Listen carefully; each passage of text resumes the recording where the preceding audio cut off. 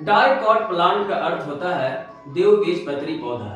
द्विबीजपत्री पौधा का मतलब ये हुआ कि उस पौधा से या उस प्लांट से जो सीड उत्पन्न होगा वो सीड को हम लोग डाइकॉट सीड बोलेंगे, यानी उसके सीड में दो कोटिलडॉन पाए जाएंगे, यानी दो बीजपत्र पाए जाएंगे।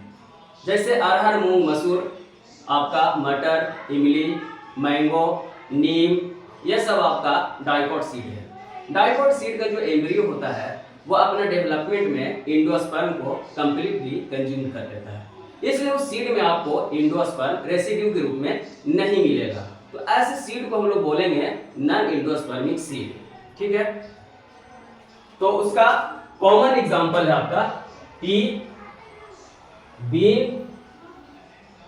बीन्स और groundnut. Clear? Okay. Monocot seed monocot plant से प्राप्त होता है, यानी एक बीज पत्री बीज, जिसके सीड में सिर्फ एक ही कोटिलडॉन पाए जाते हैं, और उसका जो एम्ब्रियो होगा वो क्या करता है, एंडोस्पर्म को कंप्लीटली कंज्यूम नहीं कर पाता है, इसलिए उसमें रेसिड्यू के रूप में आपको एंडोस्पर्म मिलेगा, इसलिए उसको हम बोलेंगे एंडोस्पर्मिक सीड। और जब सीड जर्मिनेशन होगा, यानी सीड जर्मिनेशन के बाद फिर वो एंडोस्पर्म को कंप्लीटली कंज्यूम कर लिया जाएगा। जैसे है आपका मेज, राइस और व्हीट। ठीक है, जबकि कास्टर और कोकोनट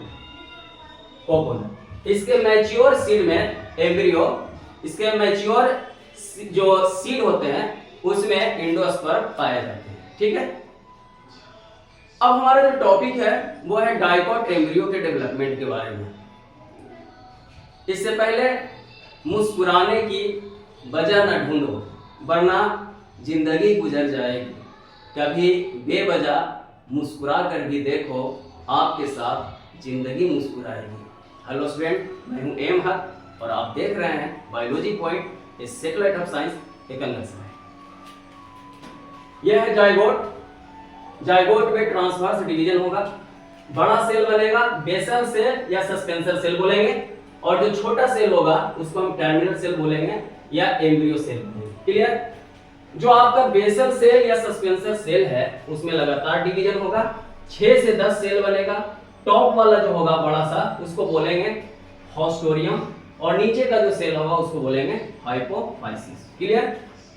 जो आपका टर्मिनल सेल या एम्ब्रियो सेल है उसी से आपका एम्ब्रियो का फॉर्मेशन होता है। 2 सेल एम्ब्रियो, 4 सेल एम्ब्रियो, इस तरह से डिवीजन होते जाएगा, और फाइनली वो शेप ले लेगा गोलाकार, तो उसको बोलेंगे ग्लोब्यूलर एम्ब्रियो।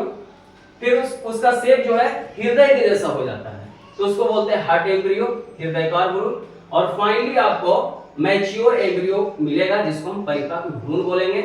इसमें आपका कोटिलडॉन होगा 2, ठीक है, रेडिकल होगा ऊपर सस्पेंसर साइड में, और नीचे वाला साइड में होगा पुलुमुन।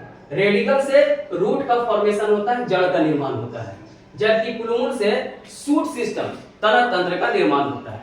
तो ये है डाइकॉट एम्ब्रियो के डेवलपमेंट का सचित्र यहाँ पे एक्सप्लेनेशन। मिलेंगे फिर हम नेक्स्ट टॉपिक को लेकर के नेक्स्ट लेक्चर में, तब तक के लिए थैंक यू। ओके, जय हिंद।